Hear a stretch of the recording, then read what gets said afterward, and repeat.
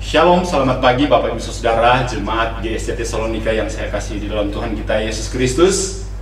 Pada minggu ini atau pada hari ini, hari Kamis tanggal 13 Mei tahun 2021, seluruh gereja-gereja Tuhan di dunia ini merayakan hari kenaikan Tuhan kita Yesus Kristus.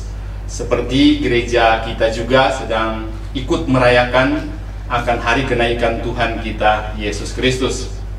Baik Bapak Ibu Saudaraku yang dikasihi oleh Tuhan, pada saat ini saya akan membawakan firman Tuhan dengan tema rencana agung misi Allah di balik peristiwa kenaikan Tuhan kita Yesus Kristus ke sorga, atau master plan Allah berkaitan dengan misi Tuhan di balik peristiwa kenaikan Tuhan kita Yesus ke sorga. Baik, sebelum saya akan membaca firman Tuhan, bahkan merenungkannya, mari Bapak Ibu Saudara kita siapkan hati, kita masuk di dalam doa, kita berdoa. Bapa di dalam sorga, terima kasih Tuhan untuk kebaikan-Mu, untuk anugerah-Mu, untuk kasih karunia-Mu, karena pada hari ini kami semua masih bisa dapat merayakan akan hari kenaikan Tuhan kita Yesus Kristus ke sorga.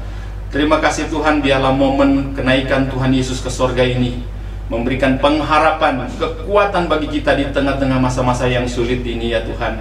Kami berdoa biarlah firman Tuhan ini boleh menjadi berkat bagi kita semua yang sedang mengikuti akan ibadah secara live streaming yang disiarkan langsung dari GSC Tesalonika Batam.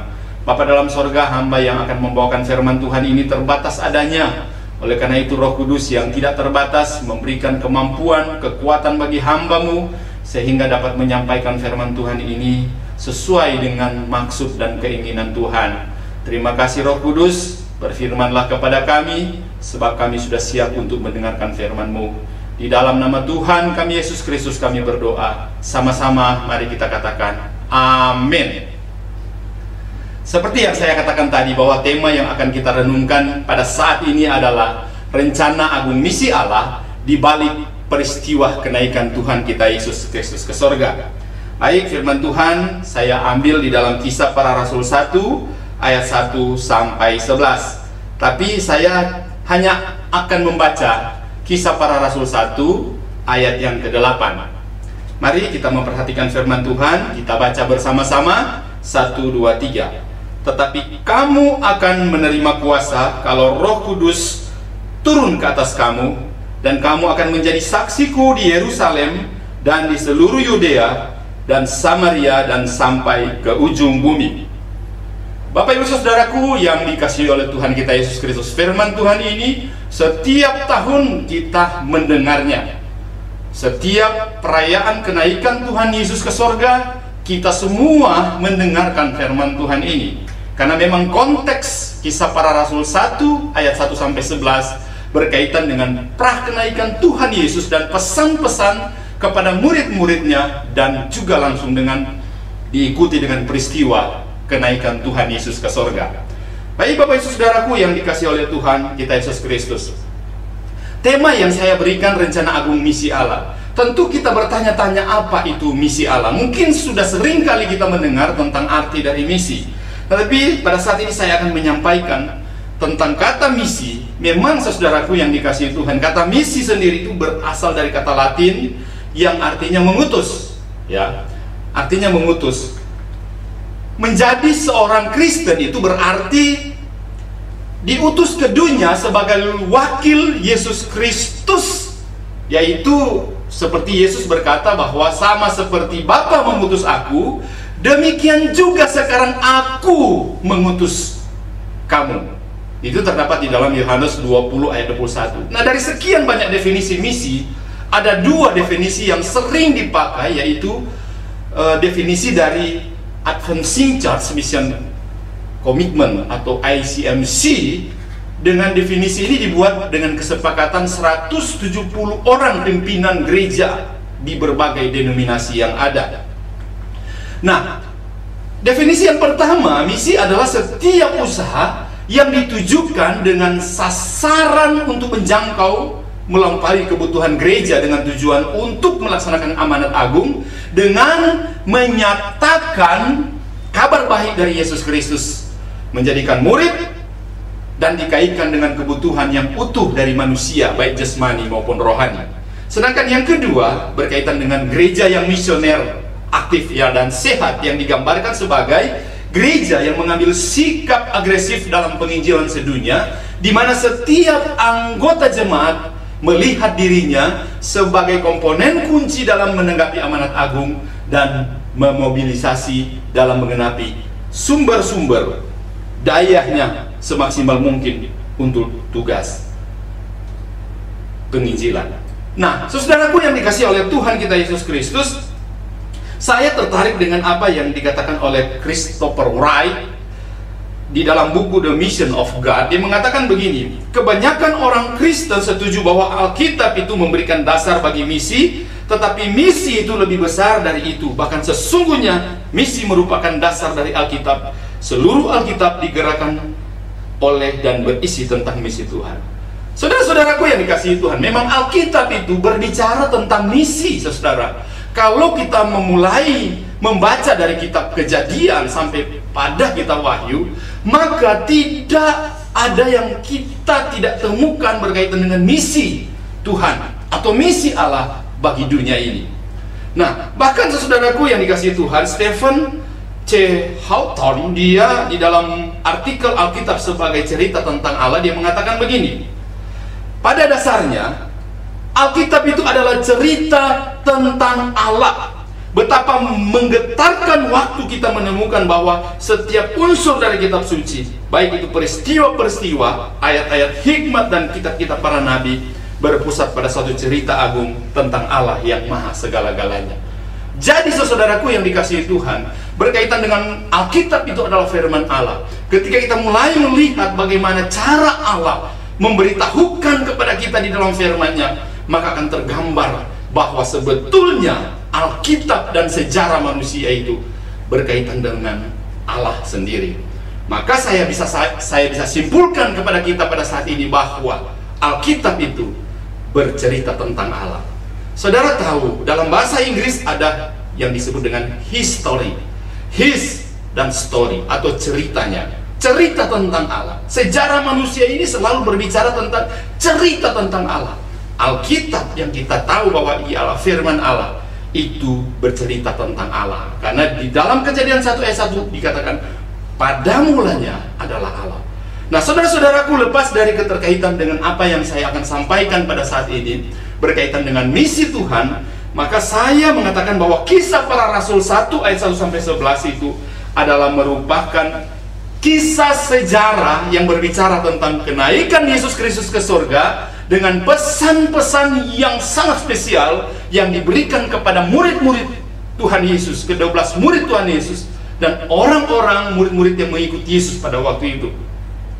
Saudara-saudaraku, ini yang melatar belakangi kenapa sampai Tuhan Yesus kemudian mengajak murid-muridnya pada waktu berada di atas rumah, ya, karena kalau orang Yahudi itu mereka itu memiliki atap rumah di mana tempat pertemuan yang selalu dan sering dipakai oleh orang-orang Israel atau orang-orang Yahudi pada waktu itu.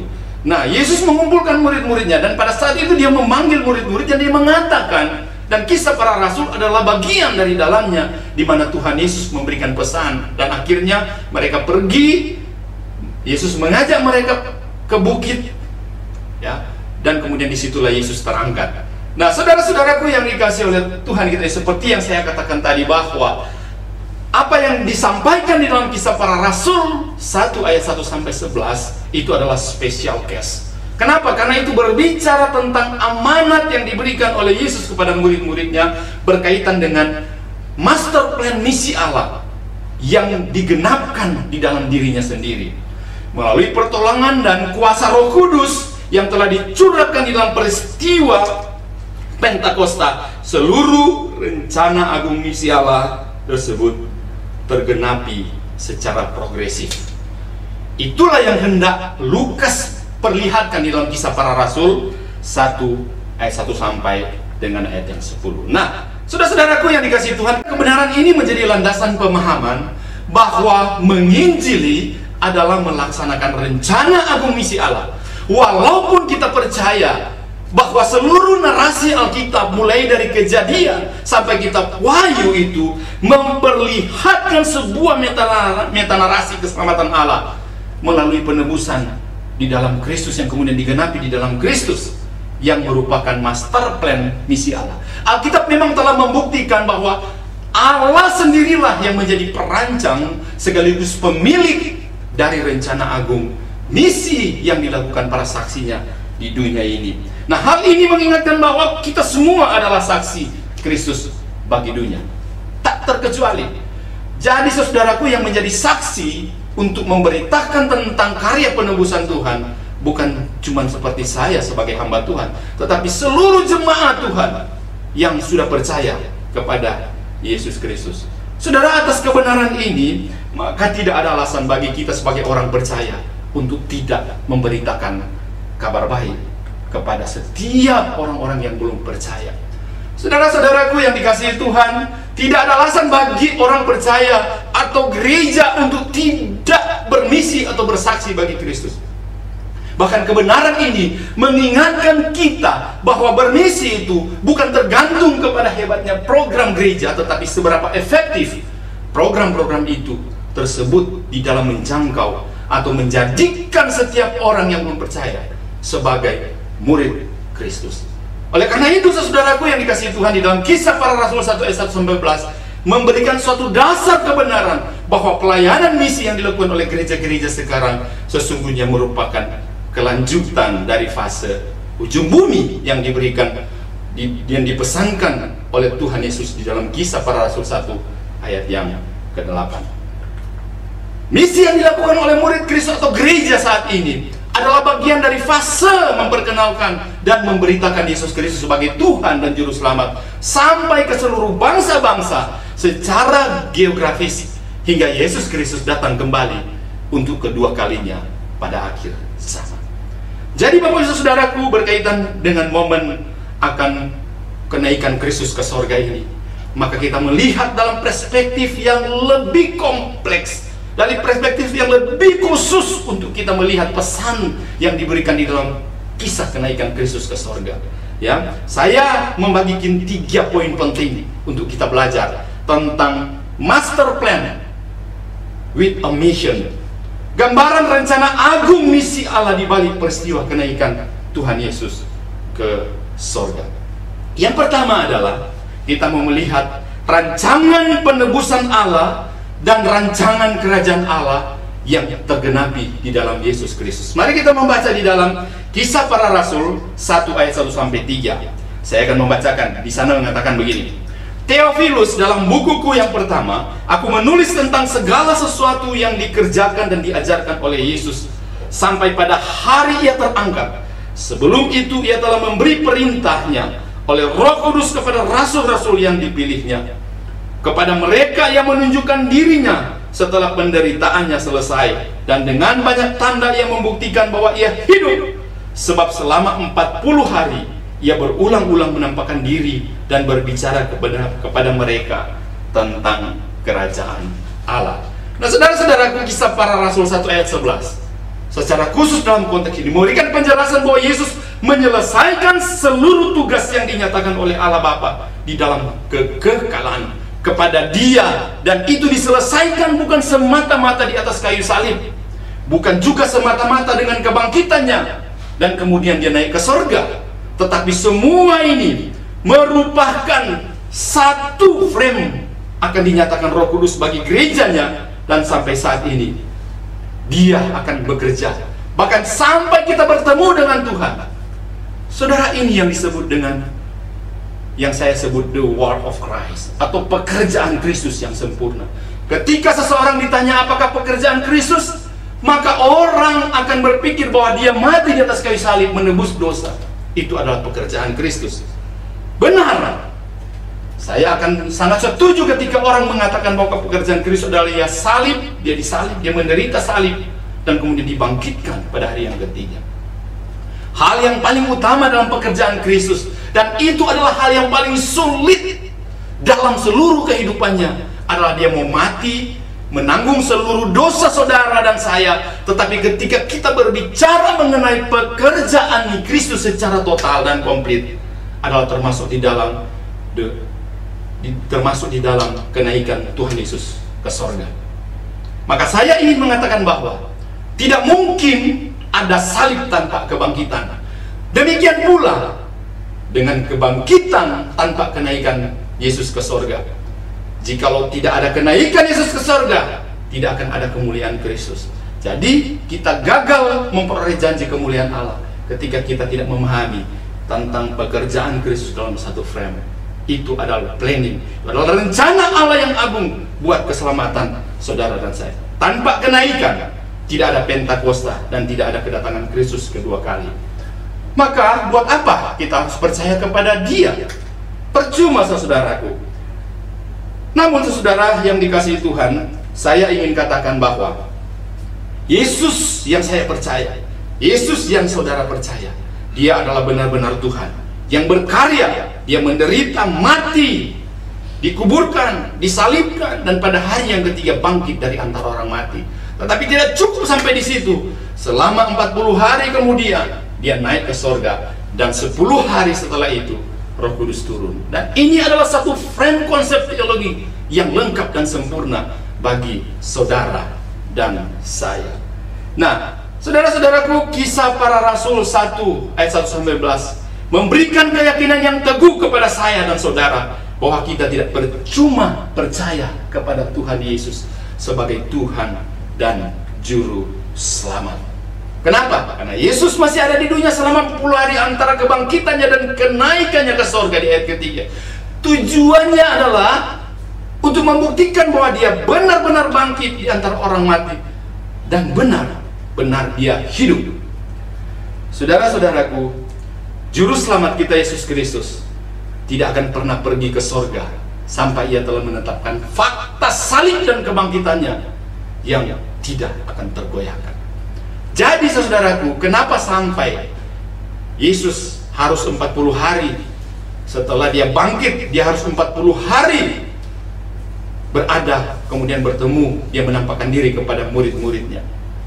Selain untuk membuktikan bahwa Dia benar-benar hidup, tapi Dia juga ingin mendeklarasi tentang kerajaan Allah. Kepastian dan kesaksian tentang karya salib dan kebangkitannya adalah pendahuluan dari kemuliaan. Semacam pengharapan tentang pemerintahannya yang damai, pemerintahannya yang penuh sukacita. Dan ini sudah diberikan oleh Yesus. Selama 40 hari Dia harus mengajar. Dia harus memberitahukan tentang arti kerajaan Allah yang sesungguhnya. Dia harus memberitahukan kepada murid-muridnya bahwa benar-benar selama 40 hari kerajaan Allah itu akan dinyatakan kepada mereka. Saudara, keselamatan satu-satunya cara yang dipilih Allah agar manusia kembali bersekutu dengan Allah adalah melalui penebusan Kristus di atas kayu salib. Dan saya percaya, dan saudara juga pasti percaya, bahwa rancangan agung Allah adalah supaya setiap orang yang sudah percaya kepada Dia juga mau datang untuk memberitakan kabar baik kepada orang-orang yang belum percaya. Orang tidak mungkin dapat mencapai keselamatan di luar Yesus Kristus. Sekalipun banyak pandangan yang mengajarkan bahwa ada cara lain supaya orang mendapatkan keselamatan, tetapi di dalam konsep ini Allah harus berkarya, dan Allah benar-benar merancangkan semuanya itu hanya dan oleh Yesus Kristus manusia itu dapat diselamatkan. Saudara-saudaraku, keselamatan tanpa harus melalui Yesus Kristus itu tidak mungkin terjadi. Yesus Kristus merupakan jalan satu-satunya dan keselamatan di dalam kehidupan kita sebagai orang yang telah jatuh di dalam dosa. Kita percaya kepada Dia, maka kita diselamatkan. Nah, di dalam Kisah Para Rasul 1 ayat 1-3 yang telah kita baca tadi, itu sangat jelas tergambar mengenai rancangan agung misi Allah berkaitan dengan karya keselamatan Allah. Di ayat 1 dikatakan segala sesuatu yang dikerjakan dan diajarkan Yesus ini merujuk kepada Injil Lukas. Adalah mengejutkan bahwa Lukas mengatakan segala sesuatu yang dikerjakan Yesus, karena Injil Lukas itu bersifat selektif. Dia bersikap menyeluruh, memberitahukan tentang pekerjaan Allah. Jadi saudaraku, di ayat yang 1, dia pesan kepada Theophilus oleh Lukas. Dia bilang segala sesuatu yang dikerjakan dan diajarkan oleh Yesus. Berarti berkaitan dengan pengajaran-pengajaran kerajaan Allah, berkaitan dengan pengajaran-pengajaran Yesus. Bagaimana Yesus itu memberitahukan, menunjukkan bahwa dia adalah anak Allah. Karena memang teologi Lukas itu selalu merujuk untuk menekankan kepada Yesus itu adalah anak Allah. Dan dia itu adalah Allah yang sesungguhnya. Dan membawa kepada satu tujuan untuk menegaskan tentang karya Kristus yang sempurna sebagai penebus dosa-dosa manusia.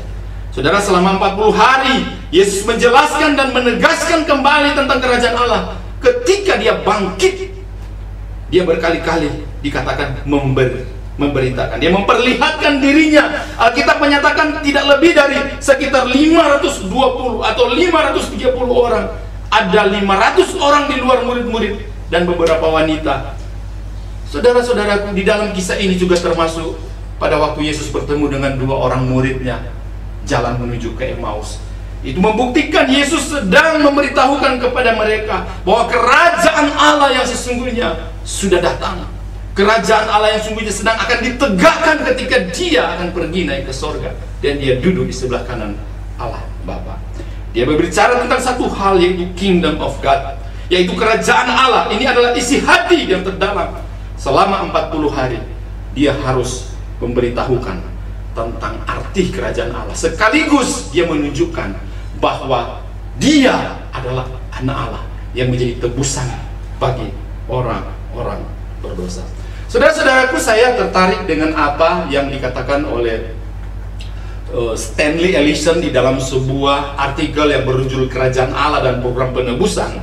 Dia menjelaskan tentang frame atau gambaran besar rencana agung misi Allah melalui program kerajaan dan program penebusan. Saudara, waktu pertama kali Adam dan Hawa jatuh ke dalam dosa, Allah menghakimi ular di dalam Kejadian 3 ayat 14-15. Si iblis itu. Nah, di dalamnya terjadi permusuhan, 2 kehancuran yang terjadi. Yang pertama, dikatakan kepala ular akan diremukkan oleh keturunan perempuan, dan kedua, tumit perempuan akan diremukkan oleh ular. Kedua gambaran ini dalam konflik ini merujuk kepada Kristus, merujuk kepada penggenapan nanti yang akan digenapi oleh Yesus Kristus sebagai Tuhan dan Juru Selamat. Iblis akan mendirikan kerajaan palsu. Dan memang setelah kejatuhan manusia, ketika kejatuhan si Lucifer itu yang memberontak kepada Allah, dan kemudian dia mencobai manusia yang pertama, dan akhirnya manusia yang pertama itu jatuh di dalam dosa, dia mulai mendirikan kerajaan palsu. Dan melalui Yesus Kristus, kerajaan Allah itu dipulihkan kembali. Itu namanya program kerajaan. Sedangkan menurut Ellison, untuk program penebusan itu berada di dalam salib Kristus, dan Yesus sendiri menggenapi itu.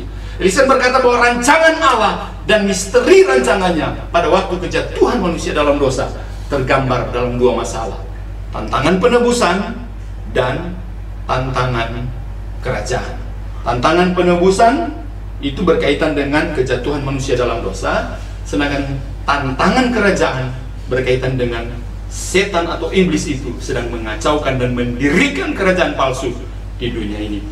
Maka dari tantangan ini kemudian Allah memiliki program dirangkap tentang keselamatan. Kalau kita lihat di gambar yang ada di layar kita melihat 2 tantangan ini menurut Stanley Ellison, dan akhirnya digenapkan oleh Yesus Kristus. Nah, saudara-saudaraku, program kerajaan dan program penebusan, strategi yang dibuat oleh Allah dalam program kerajaan datangnya dari Daud yang memiliki Salomo, dan kemudian program penebusan dari Abraham yang memiliki Ishak. Kalau kita bisa baca di dalam ayat-ayat yang ada, maka kita akan mengetahui dengan sungguh bahwa sebenarnya Daud, Allah memiliki program kerajaan, pemulihan kerajaan, sedangkan dari keturunan Abraham yang mengorbankan Ishak, itu program Allah dalam program penebusan.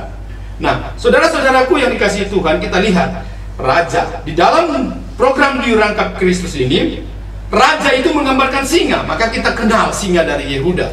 Ya, kita tahu bagaimana kemudian Tuhan itu menegakkan kembali kerajaannya melalui Yesus Kristus. Dan kalau kita lihat penebusan Kristus melambangkan domba. Jadi antara dua, singa dan domba ini menggambarkan, singa itu menggambarkan program kerajaan menurut Ellison, dan domba itu melambangkan program penebusan, ya, dan akan tergenapi di dalam diri Tuhan Yesus Kristus. Ya, kita tahu bersama bagaimana program penebusan dikatakan anak domba di bawah pembantaian, melambangkan Yesus itu sebagai anak domba Allah. Dan kita lihat program kerajaan melambangkan singa, dikatakan singa dari Yehuda. Bahkan di dalam kitab Wahyu 5 ayat 5 itu kemudian mengatakan tentang singa dari Yehuda itu yang kemudian mendirikan dan menegakkan kerajaan itu. Maka nggak heran kalau kita baca di Kisah Para Rasul 1 ayat 1-3, Yesus memberitahukan tentang penebusan yang sudah selesai, dan Yesus juga memberitahukan tentang kerajaan Allah yang kemudian ditegakkan kembali, dikumandangkan oleh Yesus untuk memberitahukan bahwa Yesuslah yang menggenapi, yang menyatukan antara program kerajaan yang diambil oleh iblis, yang dikacaukan oleh iblis, dan program penebusan karena kejatuhan manusia di dalam dosa, dan tergenapi di dalam diri Yesus Kristus. Nah, saudara-saudaraku yang dikasihi oleh Tuhan kita Yesus Kristus, kita bisa lihat di dalam apa yang saya tuliskan di layar, bagaimana program dui rangka, program kerajaan, dan program penebusan. Nah, ini jelas sekali ketika Matius pasal 1 ayat 1 mengatakan Yesus Kristus anak Daud, anak Abraham. Anak Daud itu program kerajaan melalui Salomo, sedangkan anak Abraham melalui Ishak yang dikorbankan melambangkan program penebusan Allah yang kemudian tergenapi di dalam diri Yesus Kristus. Jadi Bapak Ibu Saudaraku, yakinkan kita bahwa Yesus Kristus adalah penggenapan dari kerajaan, program kerajaan yang dihancurkan, yang dikacaukan oleh iblis, dan program penebusan yang kemudian manusia yang jatuh dalam dosa kembali dipulihkan di atas kayu salib. Dan untuk program kerajaan ditegakkan pada waktu dia naik ke surga, inilah rancangan Allah kemudian tergenapi di dalam Yesus Kristus. Nah, Bapak Ibu Saudaraku, gambaran yang kedua dari rancangan misi Allah di balik peristiwa kenaikan Tuhan Yesus Kristus ke surga adalah ini. Yang kedua, gambaran rencana agung misi Allah di balik peristiwa kenaikan Yesus ke surga terdapat di dalam Kisah Para Rasul 1 ayat 4-7, ya, yaitu rancangan Allah tentang Yerusalem yang menjadi pusat pemberitaan dan pemulihan kerajaan Allah secara rohani. Saudara-saudaraku, dikatakan begini Kisah Para Rasul 1 ayat 4 dan 5. Pada suatu hari ketika ia makan bersama-sama dengan mereka, ia melarang mereka meninggalkan Yerusalem dan menyuruh mereka tinggal di situ menantikan janji Bapa yang demikian, katanya, telah kamu dengar daripadaku, sebab Yohanes membaptis dengan air, tetapi tidak lama lagi kamu akan dibaptis dengan Roh Kudus. Ayat 6, maka bertanyalah mereka yang berkumpul di situ, Tuhan, maukah Engkau pada masa ini memulihkan kerajaan bagi Israel? Jawabnya, engkau tidak perlu mengetahui masa dan waktu yang ditetapkan Bapa sendiri menurut kuasanya. Jadi jelas sekali di sini ketika kita berbicara soal rencana agung misi Allah berkaitan dengan Yerusalem, maka kalau kita lihat, pertanyaan yang perlu untuk kita jawab sekarang adalah, kenapa Yesus melarang murid-muridnya untuk meninggalkan Yerusalem? Dan mengapa di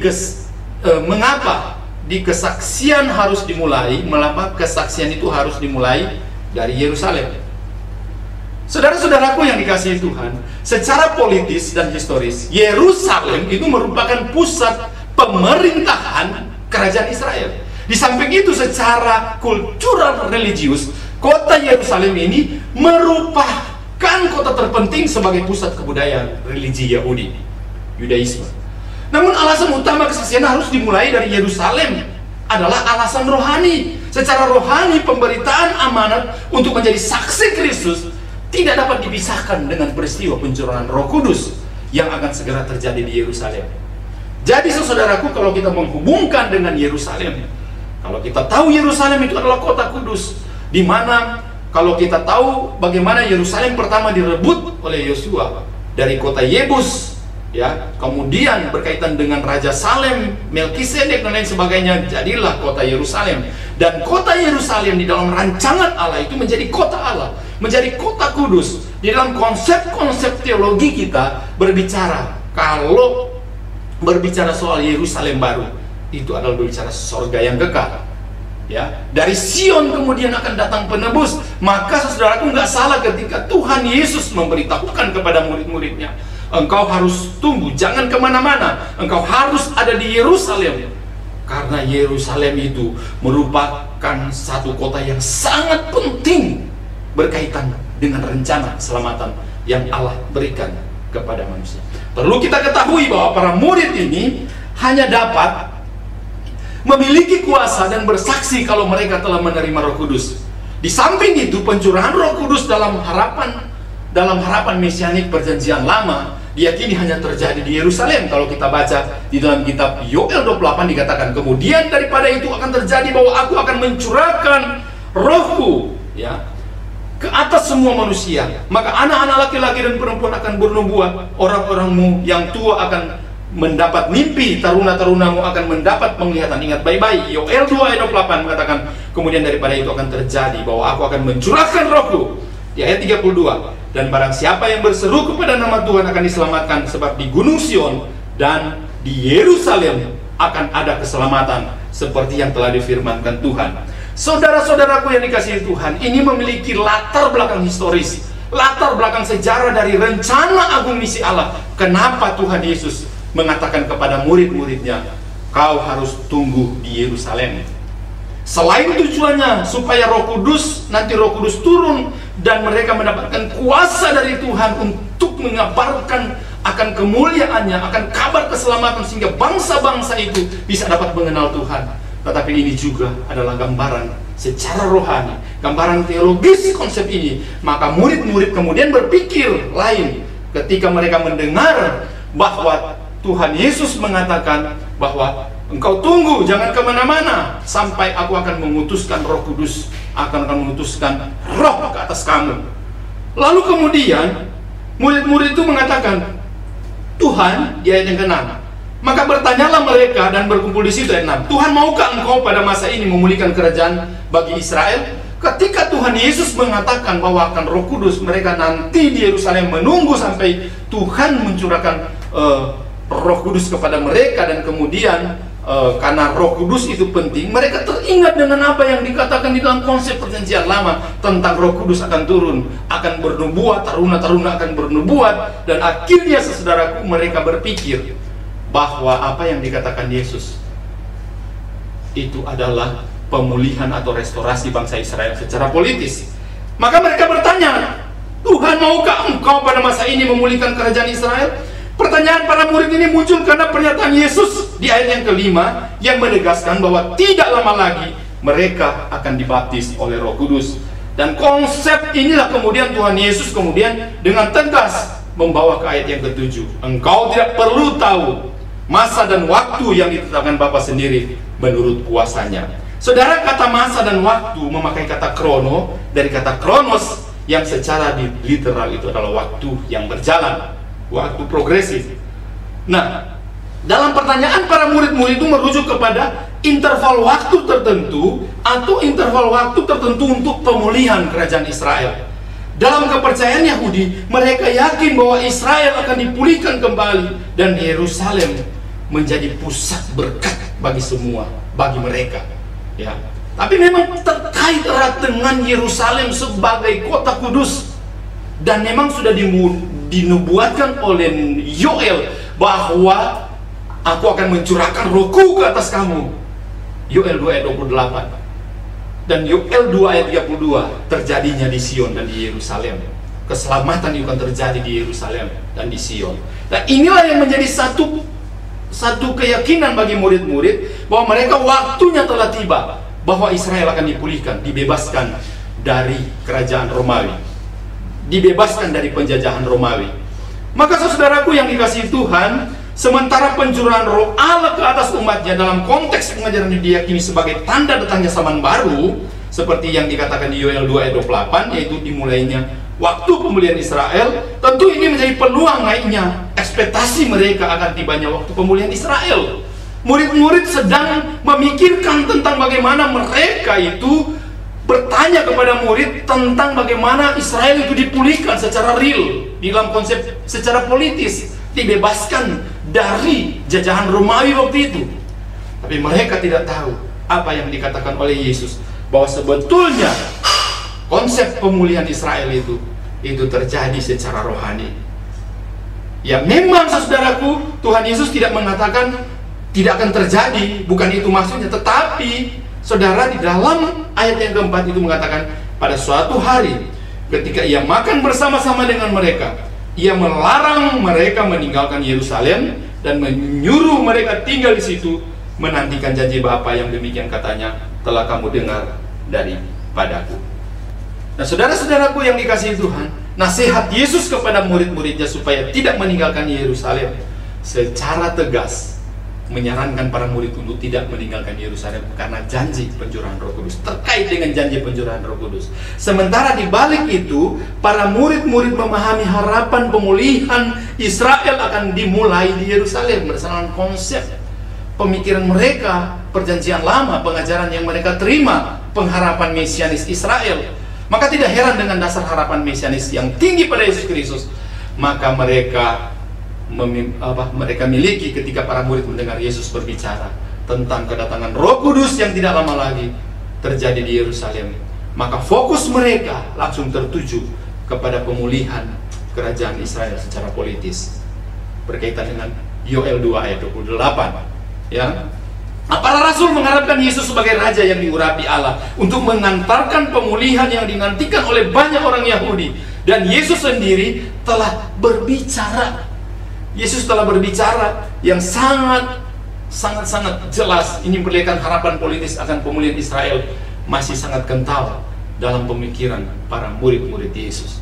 Para rasul ternyata mempertahankan minat mereka dengan harapan melihat kerajaan Allah terwujud di dalam pemulihan kerajaan Israel secara real, secara politis. Maka Yesus kemudian menjawab di ayat 7, engkau tidak perlu mengetahui masa dan waktu yang ditetapkan Bapa sendiri menurut kuasanya, di dalam Kisah Para Rasul 1 ayat 7, menunjukkan bahwa dia memang tidak menyangka secara langsung bahwa itu akan terjadi. Tetapi bukan itu maksudnya. Yesus mengakui bahwa ini memang masih rahasia ilahi. Yesus menjelaskan bahwa masa itu merupakan sebuah rahasia. Jawaban tersebut secara tidak langsung menegaskan bahwa waktu atau masa itu akan menjadi rahasia di waktu yang akan datang. Nah, dalam pengajarannya sebagai mana yang diliputan di ayat 3 itu, dia mengatakan bahwa kebenaran tentang kerajaan Allah menjadi berita utama Yesus. Dan memang demikian, Yesus sedang memberitahukan kerajaan Allah secara rohani. Ya, penetapan tentang kerajaan Allah mengacu pada aturan yang dijanjikan Allah, menyertai program-program aktivitas. Ya, program-program aktivitas mengacu aturan yang dijanjikan Allah, ya, tentang Yesus Kristus yang membangun kerajaan melalui dirinya sendiri dan sudah tergenapi di dalam diri Yesus sendiri.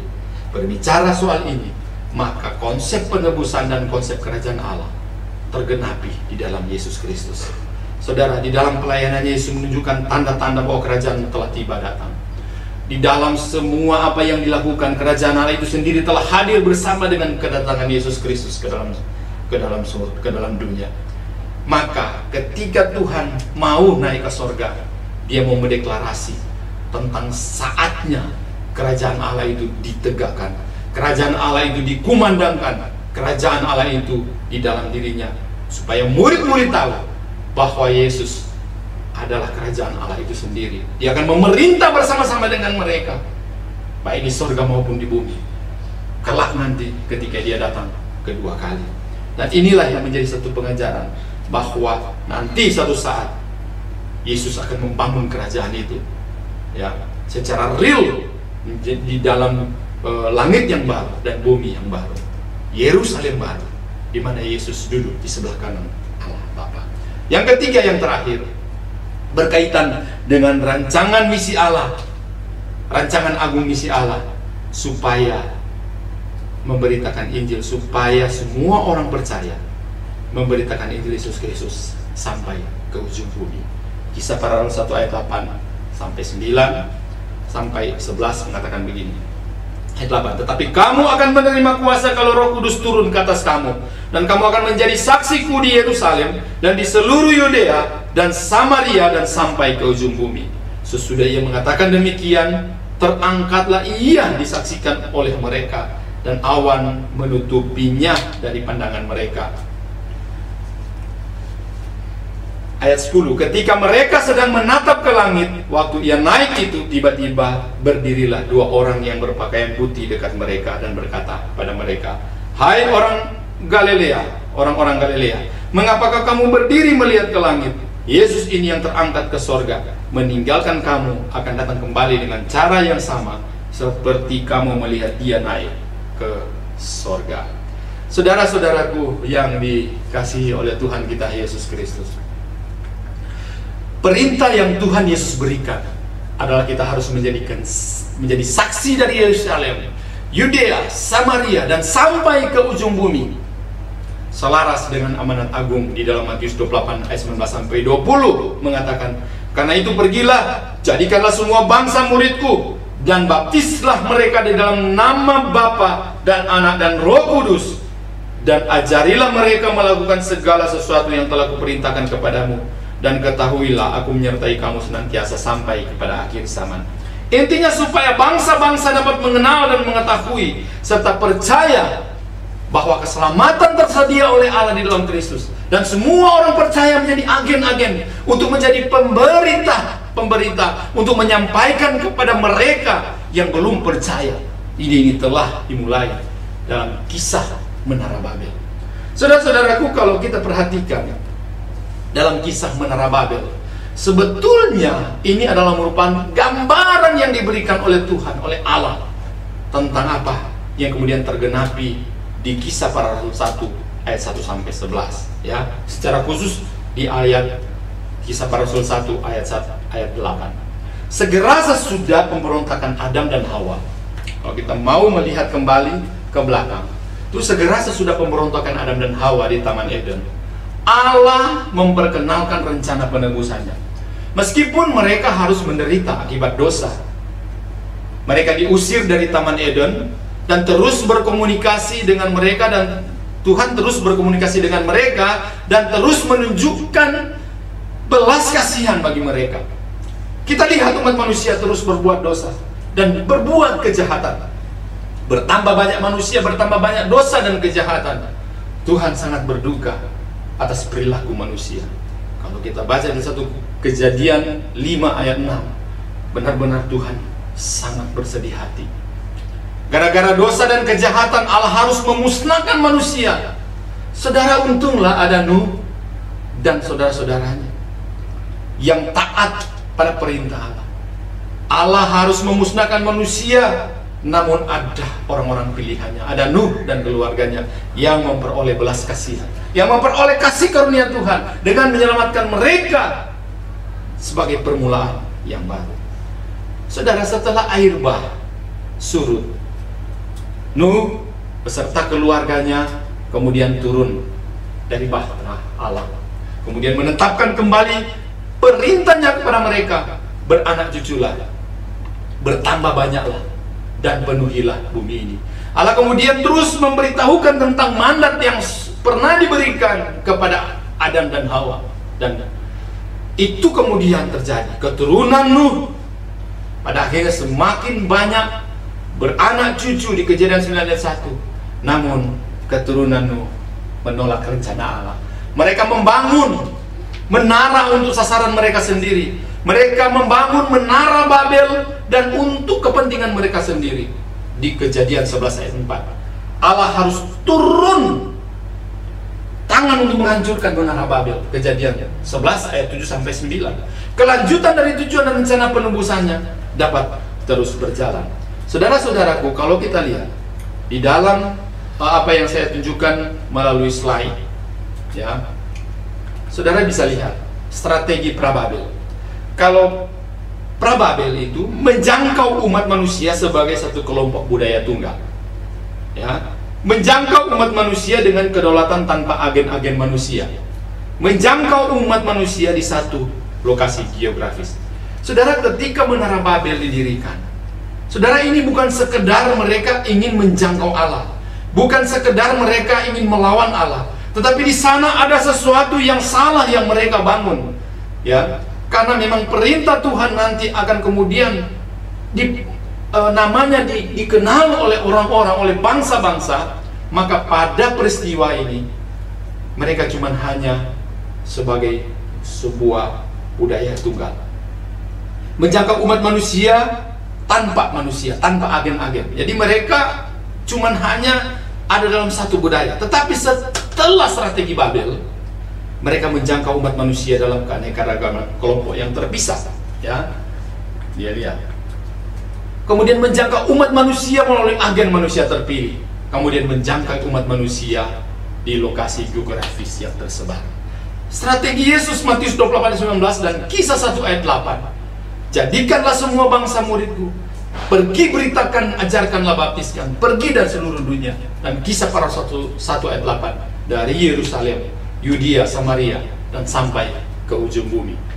Peristiwa Babel merupakan satu peristiwa dasar untuk menggambarkan bagaimana tujuan rencana misi Allah kemudian terus dikumandangkan sampai Tuhan memilih bangsa Israel sebagai imam untuk menjadi berkat bagi bangsa-bangsa, dan kemudian terus dikumandangkan oleh Allah supaya bangsa Israel ini boleh menjadi berkat bagi bangsa-bangsa, memberitakan nama dan kemuliaannya kepada bangsa-bangsa, dan kemudian Israel menjadi satu bangsa yang kemudian gagal melaksanakan misi Allah ini.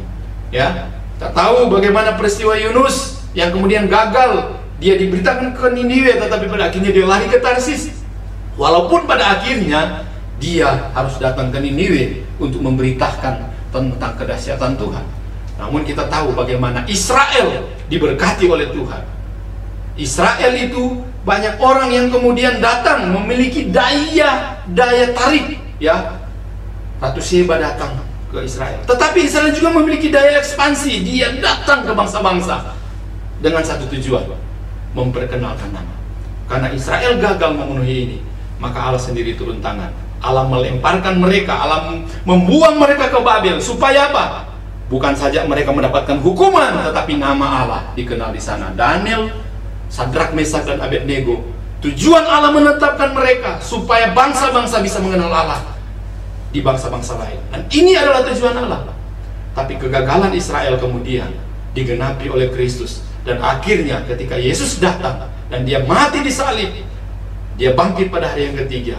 Sekarang dia memberikan tugas kepada saudara dan saya untuk menjangkau bangsa-bangsa yang belum percaya kepada Tuhan. Ya, 3 hal rancangan misi Allah tergenapi secara progresif. Yang pertama, misi Allah diteguhkan dan digenapkan oleh Roh Kudus. Dan kita tahu bagaimana Allah bekerja di sana.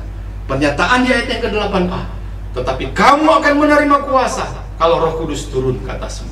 10 hari kemudian, yang nanti kita akan raya di hari Pentakosta, mengingatkan kita bagaimana Roh Kudus yang meneguhkan dan menggenapkan seluruh rencananya, memberikan kekuatan kepada anak-anaknya, kepada murid-muridnya.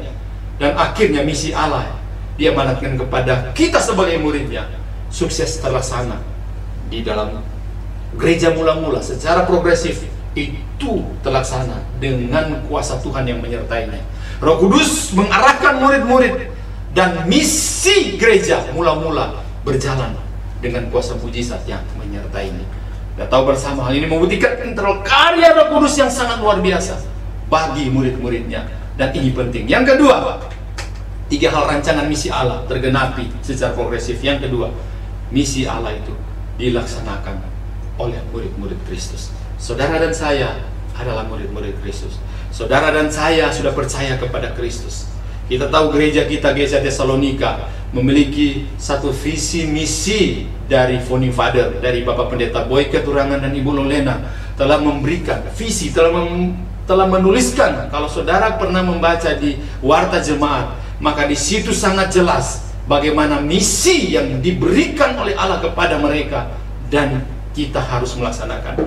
Kami sebagai staf pastoral melihat bahwa ini adalah tanggung jawab kami memang, tapi bukan cuma tanggung jawab kami, tetapi seluruh jemaat harus memiliki tanggung jawab yang sama untuk bersama-sama memberitakan Kristus kepada mereka yang belum percaya, setidaknya kepada keluarga-keluarga kita yang mungkin masih ada yang belum percaya. Tunjukkan karaktermu sebagai karakter Kristus.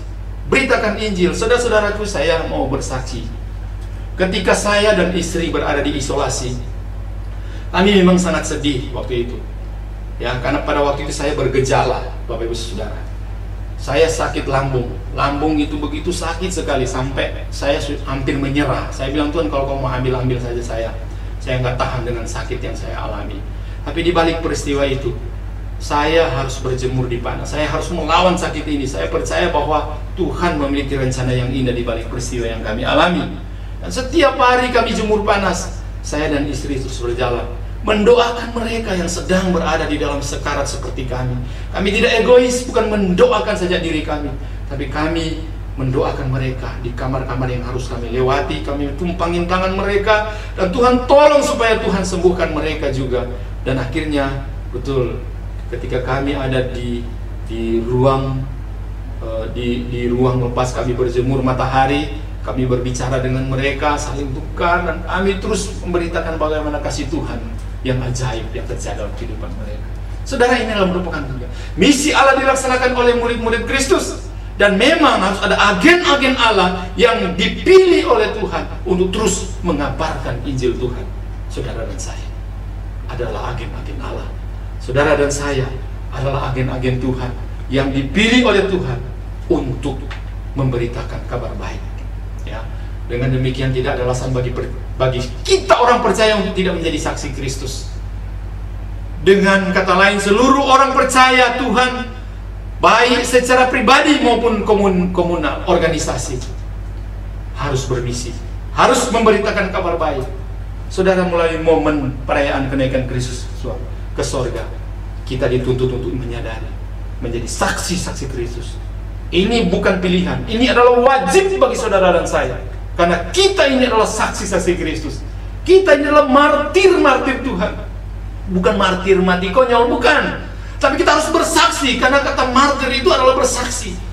Dan kalau di dalam kita bersaksi bagi Tuhan, nyawa kita menjadi taruhan, itu adalah kehendak Allah. Jangan, saudaraku, kita menjadi egois. Kita merupakan pilihan Tuhan, dan ada andil mempercepat kedatangan Tuhan yang kedua kali. Saudara-saudaraku, yang ketiga, misi Allah yang ditugaskan pada gereja merupakan lanjutan fase ke ujung bumi. Pola harapan bersaksi dalam Kisah Para Rasul 1:8 seringkali dipakai sebagai pola gereja di dalam bermisi. Mereka menggarisbawahi tahapan tersebut sebagai suatu pola bermisi masa kini. Tapi ingat baik-baik, kita sedang melanjutkan tugas tanggung jawab pada gereja mula-mula. Yerusalem, Yudea, Samaria. Sekarang kita sedang berada di fase ujung bumi. Saudara dan saya memiliki tugas dan tanggung jawab sebagai gereja Tuhan. Maka gereja-gereja, saya percaya bahwa apa yang kita lakukan bukan sekedar untuk mengisi sesuatu hal karena kita tidak ada kegiatan apapun, lalu kemudian isi saja supaya ada kelas pemuritan, bukan. Tetapi ini merupakan satu tujuan kebaikan kita, karena berkaitan dengan tanggung jawab yang Tuhan berikan kepada kita untuk menjangkau orang-orang yang belum percaya kepada Tuhan. Saudara-saudaraku yang dikasihi Tuhan, tahap ujung bumi seperti yang dicatat dalam Lukas Kisah Para Rasul adalah penggenapan yang bersifat final. Saudara dan saya sedang berada di fase ujung bumi. Apakah usaha kita dalam menjalankan kegiatan di dalam gereja memenuhi amanat agung Kristus?